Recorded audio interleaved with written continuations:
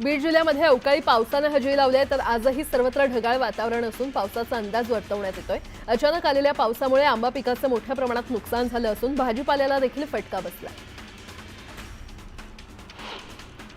जळगावात देखील पहाटेपासून ढगाळ वातावरण पाहायला मिळतं, तर जिल्ह्यातील काही भागात मध्यरात्रीच्या सुमारास तुरळक पावसाने देखील हजेरी लावली। या पावसामुळे गहू ज्वारी सारख्या पिकांचं नुकसान झालंय। तापमानात वाढ झाल्याने उकाड्यानं नागरिक हैराण झालेत। मात्र सकाळपासून अंबरनाथ आणि उल्हासनगरसह बदलापुरात ढगाळ वातावरण असल्यानं काहीसा उकाडा कमी झालाय। मात्र दुसरीकडे दमट हवामान देखील पाहायला मिळतंय। कडक उन्हामुळे मुंबईला पाणी पुरवठा करणाऱ्या धरणातील पाण्याचं बाष्पीभवन वाढून पाणीसाठा वेगानं कमी होतोय। त्यामुळे आता पालिका प्रशासनानं अप्पर वैतरणा आणि भातसा या धरणांमधून राखीव पाणीसाठा उचलण्याची परवानगी राज्य सरकारकडे मागितली आहे। सातारा जिल्ह्यातील पश्चिम भागाला अवकाळी पावसानं झोडपलंय। कराड पाटण तालुक्यात विजेच्या कडकडाटासह पाऊस पडला। पाठरवाडी डोंगरावर भैरवनाथ यात्रेमध्ये पावसामुळे भाविकांची मोठी गैरसोय झाली। ठाण्यातील तलाव खाडी आणि विहिरीच्या पाण्याची गुणवत्ताही खालावल्याची माहिती समोर आली आहे। महापालिकेनं सादर केलेल्या पर्यावरण अहवालात 35 तलावांपैकी बहुतेक तलाव हे मध्यम प्रदूषित असल्याचं आढळलंय।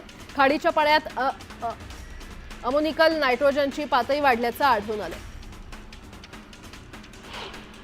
मार्च महिना संपला असून आता एप्रिल महिन्याला सुरुवात झाली आहे, त्यामुळे कडक उन्हाळा जाणवू लागलाय। पनवेल पंचायत समितीतर्फे संभाव्य पाणी टंचाई निमित्त कृती आराखडा तयार केला असून 54 गावं वाड्यांमध्ये टँकरनं पाणी पुरवठा करण्याचा प्रस्ताव तयार केला।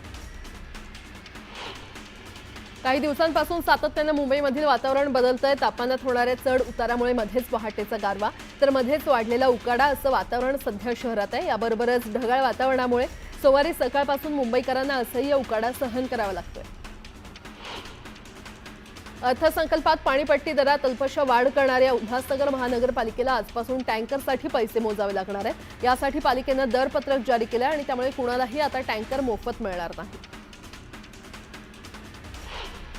एप्रिल महिन्यातच धाराशिव जिल्ह्यातील 45 प्रकल्पातील उपयुक्त पाण्याची टक्केवारी शून्यावर आली आहे। यामध्ये एक मध्यम आणि 44 लघु प्रकल्पांचा समावेश आहे। गेल्या काही दिवसात उन्हाची तीव्रता वाढत असल्यानं या पाणीसाठ्यात झपाट्यानं घट होत असल्यानं पुढील काळात पाणी टंचाईचं संकट उभं ठाकलंय।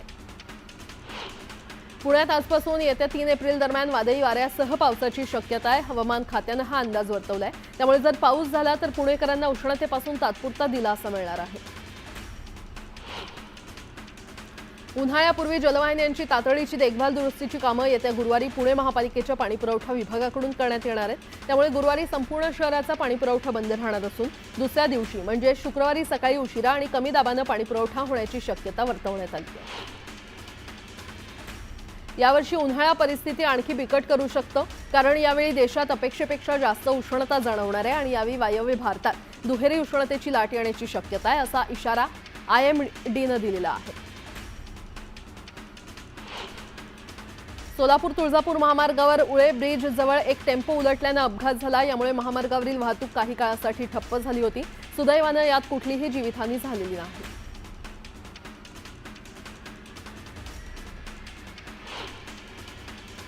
एक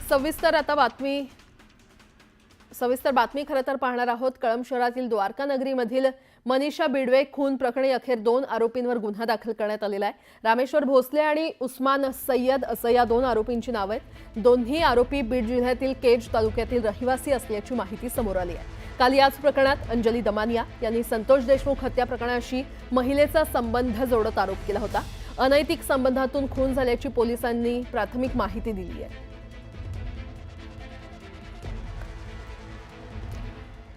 MSRDCनं समृद्धी महामार्गावरील पथकरात 19% वाढ केलेली आहे आणि हे नवीन टोलचे दर आजपासून लागू होणार आहेत। हलक्या वाहनासाठी आता 1287 रुपये द्यावे लागणार आहेत, तर हलक्या व्यावसायिक वाहनांसाठी 2075 रुपये मोजावे लागणार आहेत। बस आणि ट्रकसाठी 4356 रुपये द्यावे लागतील।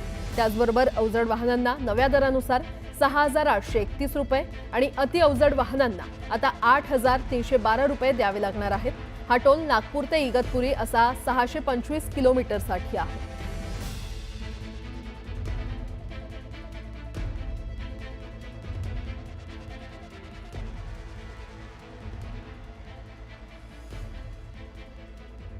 पुन्हा एकदा बातम्या वेगवान स्वरूपात।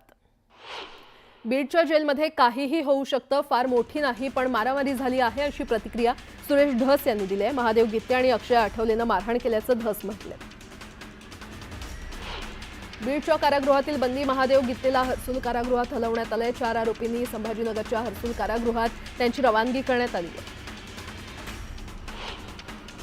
एकीकडे गित्तेला कारागृहातून हलवण्यात आलं असताना दुसरीकडे या मारहाणीच्या घटनेबाबत कारागृह प्रशासनानं वेगळी माहिती दिली आहे। बंदी सुदीप सोनावणे आणि राजेश वाघमोडेमध्ये मारहाण झाल्याची माहिती देण्यात आली आहे। मारहाणीनंतर दोघांना बराकमध्ये बंद करण्यात आलं। संतोष देशमुखांवर अनैतिक आरोप करण्यासाठी तयार करण्यात आलेल्या महिलेची हत्या झाल्याचा दावा अंजली दमानिया यांनी केलाय। कळंब शहरातील द्वारकानगरमध्ये या महिलेच्या राहत्या घरीच तिची हत्या करण्यात आली असा दावा दमानिया यांनी केलाय। संतोष देशमुखांवर अनैतिक आरोप करण्यासाठी ज्या महिलेला तयार करण्यात आलं होतं ती महिला वेगवेगळ्या नावानं वावरत होती असा दावा दमानिया यांनी केलाय। आडस, कळंब, रत्नागिरी या ठिकाणी या महिलेची वेगवेगळी नावं होती असा दावा त्यांनी केलाय। अंजली दमानिया यांनी केलेले आरोप कळंब पोलिसांनी फेटाळून लावले। त्या महिलेचा देशमुख हत्या प्रकरणाशी संबंध नसल्याचं पोलिसांनी स्पष्ट केलं। राज ठाकरेंच्या आदेशानंतर पुण्यात मनसे ॲक्शन मोडवर आली आहे। आजपासूनच मनसे मोहीम हातात घेणार असून बँक आणि ऑफिसमध्ये जाऊन त्या ठिकाणी मराठीचा वापर केला जातो की नाही याची तपासणी करणार आहे। शेतकऱ्यांच्या कापसाला, सोयाबीनला हमीभाव देणं, ऊसाला एकरकमी FRP देण्याचा निर्णय घेतला तर आम्ही सुद्धा शेतकऱ्यांची कर्जमाफी करा असं म्हणणार नाही असं वक्तव्य काँग्रेस नेते पृथ्वीराज चव्हाण यांनी केलं। शेतकऱ्यांनी आता तरी जागं झालं पाहिजे आणि या शेतकरी विरोधी सरकारला ताळ्यावर आणलं पाहिजे असं चव्हाण यांनी म्हटलंय। पुणे जिल्ह्यातील सर्वात मोठ्या सहकारी साखर कारखान्याचा चेअरमॅन, पुणे जिल्हा बँकेचा चेअरमॅन आणि जिल्हा परिषदेचा अध्यक्ष ही तिन्ही सर्वात मोठी पदं मिळाली। यानंतर लगेचच आमदार, राज्यमंत्री बनलो आणि आता कॅबिनेट मंत्री पदावर काम करण्याची संधी मिळाली असं मंत्री भरणे यांनी सांगितलं। ही नावं घेत असताना भरणेंना अजित पवारांचं नाव घेण्याचं मात्र विसर पडला। कोथरूडमधील रस्ते आणि पाणी प्रश्नासंदर्भात राज्याचे उच्च आणि तंत्र शिक्षण मंत्री चंद्रकांत पाटील यांनी आक्रमक भूमिका घेतली आहे। या संदर्भात महापालिकेच्या पाणीपुरवठा आणि पथ विभागानं तातडीनं वस्तुनिष्ठ अहवाल सादर करावा अशी सूचना त्यांनी केली असून अहवालाच्या आधारे पुढील आठवड्यात बैठक घेण्यात येणार आहे। खोक्या प्रकरणाच्या आडून माझ्या हत्येचा प्लॅन होता असा खळबळजनक आरोप आमदार सुरेश धस यांनी केलाय। यावेळी त्यांना कोंडीमध्ये पकडण्यासाठी आणि टार्गेट करण्यासाठी कसा दबाव आणला हे देखील त्यांनी सांगितलं। सरकारी शैक्षणिक संस्थांप्रमाणेच खासगी आणि बिगर अल्पसंख्याक शैक्षणिक संस्थांमध्ये देखील SC खासगी शैक्षणिक संस्थांमध्ये आरक्षण द्या। SC आणि OBC विद्यार्थ्यांसाठी आरक्षण लागू करावं अशी मागणी काँग्रेसकडून करण्यात आली आहे। तर केंद्र सरकारनं राज्यघटनेच्या 15 कलमाची अंमलबजावणी करावी अशी ही मागणी करण्यात आली आहे। राज्य सरकारनं गोपीनाथ मुंडे शेतकरी अपघात सुरक्षा सानुग्रह अनुदान योजनेतील एकूण 2044 प्रस्तावांसाठी 40 कोटी रुपयांचा निधी मंजूर केलाय। यापूर्वी या योजनेतून 30 कोटी रुपयांचं वाटप करण्यात आलंय। त्यामुळे या योजनेसाठी एकूण 49 कोटी रुपये शेतकऱ्यांच्या वारसांना देण्याचा मार्ग मोकळा झालाय।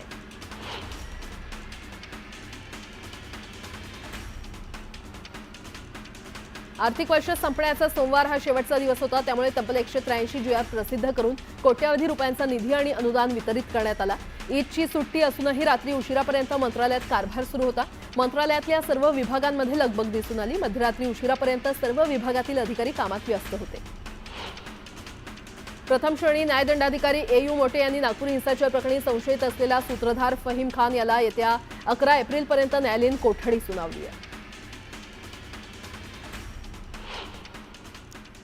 आता एक महत्त्वाची बातमी, आर्थिक वर्ष संपताच राज्य सरकारनं रेडी रेकनर दरात मोठी वाढ केली असून याचा फटका मालमत्ता खरेदी करणाऱ्यांना बसणार आहे। महानगरपालिका क्षेत्रात 5.95% एवढी वाढ करण्यात आली आहे, तर ग्रामीण भागात 3.36% वाढ करण्यात आली आहे। राज्य सरकारनं रेडी रेकनर दरात सरासरी 4% वाढ केली आहे। मुंबई वगळता अन्य महापालिका क्षेत्रात सरासरी 6% वाढ करण्यात आलेली आहे, तर मुंबईत 3.39%, पुण्यामध्ये 4.16%, ठाण्यामध्ये 7.72% दरवाढ करण्यात आली आहे। मुंबई महापालिका वगळता महापालिका क्षेत्रामध्ये सरासरी 5.95% वाढ करण्यात आली आहे। रेडी रेकनरच्या दरात वाढ केल्यानं मालमत्तांचे दर वाढणार असून मालमत्ता खरेदीदारांवर त्याचा अधिक बोजा पडणार आहे।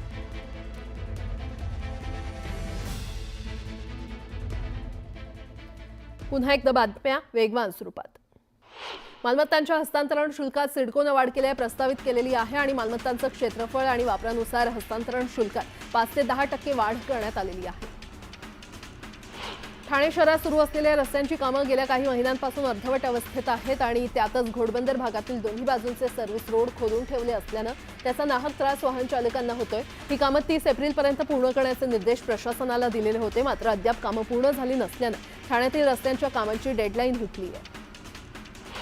विद्यार्थ्यांची गुणवत्ता वाढावी तसंच शाळांना अत्याधुनिक सुविधा मिळाव्यात यासाठी शासन प्रशासनातर्फे प्रयत्न केले जात आहेत। यासाठी विविध उपक्रम देखील राबवले जातात। आता शालेय शिक्षण विभागानं जाहीर केलेल्या 100 शाळांना भेटी या उपक्रमात शाळेच्या पहिल्या दिवशी आपल्या क्षेत्रातील आमदार शाळेला भेट देणार असून विद्यार्थ्यांसोबत संवाद साधणार आहेत। आमदारांसह अधिकारी देखील शाळांना भेट देणार आहेत। उल्हासनगरात उन्हाळ्यात तापमानाचा पारा 40च्या पार गेल्यानं नागरिकांच्या जीव कासावीस झालाय। वाढत्या तापमानामुळे विविध आरोग्याच्या समस्या निर्माण झाल्या असून उन्हात जास्त वेळ थांबल्यास उष्माघात होण्याची शक्यता डॉक्टरांनी व्यक्त केली आहे, त्यामुळे काळजी घेण्याचं आवाहन करण्यात येत आहे।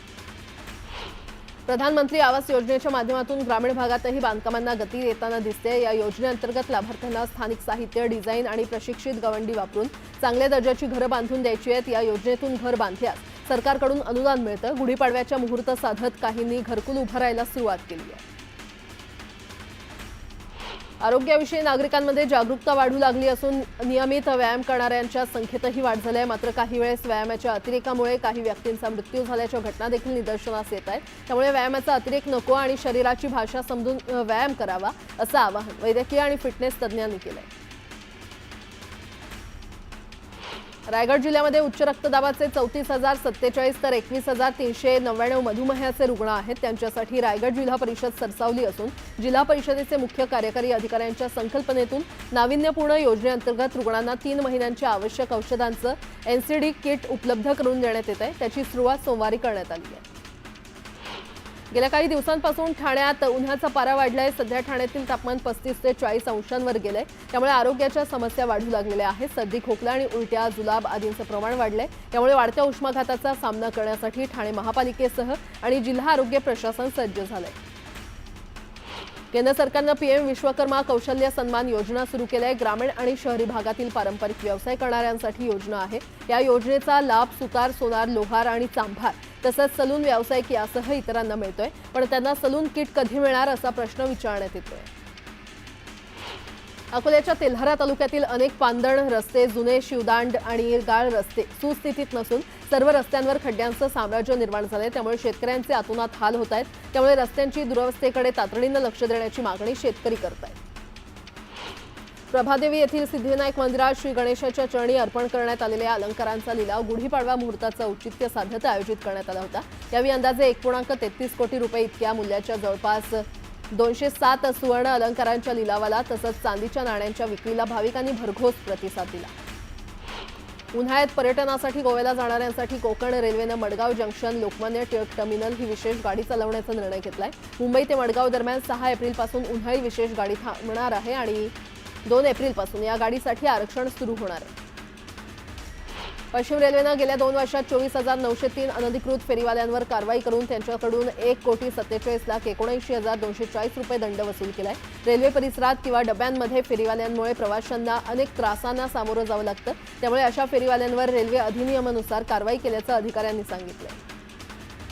मुंबई पायाभूत क्षेत्रातील कामगिरीबद्दल MMRDAच्या 2 प्रकल्पांना बिल्ड इंडिया इन्फ्रा अवॉर्ड्स 2025 या प्रतिष्ठित राष्ट्रीय पुरस्कारानं गौरवण्यात आलंय। रस्ते वाहतूक आणि महामार्ग मंत्रालय तसंच नागरी उड्डाण मंत्रालयाच्या सहकार्यानं या पुरस्कार समारंभाचं आयोजन करण्यात आलं होतं। आंबा निर्यातीला चालना मिळावी यासाठी पणन मंडळानं नवी मुंबईमध्ये सुविधा केंद्र सुरू केलंय। या केंद्रातून यावर्षी 4,000 टन आंबा निर्यातीचं उद्दिष्ट निश्चित करण्यात आलंय। 3 एप्रिलपासून अमेरिकेला निर्यात सुरू होणार असून ऑस्ट्रेलिया, जपानसह यावर्षीपासून अर्जेंटिनाला देखील आंबा निर्यात केला जाणार आहे। गुढीपाडव्याच्या मुहूर्तावर मूर्तिकलेचं माहेरघर असलेल्या पेणमध्ये सुमारे 5 लाख गणेश मूर्तींची नोंदणी झालेली आहे। या नोंदणीमुळे मूर्तिकारांमध्ये उत्साहाचं वातावरण आहे। या तालुक्यात दरवर्षी 35 लाखांपेक्षा अधिक मूर्तींची विक्री करण्यात येते। केंद्रीय प्रदूषण नियंत्रण मंडळाच्या पीओपी बंदीच्या सुधारित नियमांचं काटेकोरपणे पालन करण्याचे आदेश न्यायालयानं राज्य प्रदूषण नियंत्रण मंडळ, राज्य सरकार आणि मुंबई महापालिकेसह अन्य महापालिकांना काही महिन्यांपूर्वी दिलेले आहेत। या पार्श्वभूमीवर भाद्रपदातील गणेशोत्सवात पर्यावरण स्नेही गणेश मूर्ती घडवण्याकडे गणेशोत्सव मंडळांचा कल वाढतोय। दक्षिण